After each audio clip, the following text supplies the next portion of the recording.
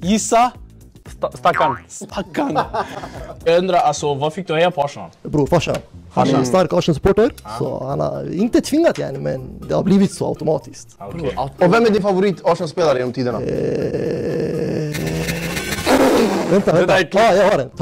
Thierry Henry. Jag vet inte vad den som är den, men nummer 1 sa att hans farsa var Arsenal-fan. Qassama billah. På våra egna händer. Vi kan inte räkna turkar som hejar på Arsenal. Jag började heja på Arsenal men där någonstans runt 2017, 18 också, 16 någonstans där. Det var också mycket med familjen och sånt. Det var mycket när pappa kollade på Arsenal och sådär. Och sen, han bara fick in mig i det, bara så. Jag har lärt mig en sak när det kommer till psykologi. När någon ljuger, de rör näsan. Har ni sett de här grejerna?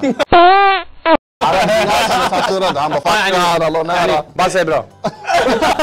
Jag fattar. Vet vilka lag han hejar på? Han hejar på Real Madrid, Hammarby, Göteborg. Yusuf Arabi. Och sen är vi okej.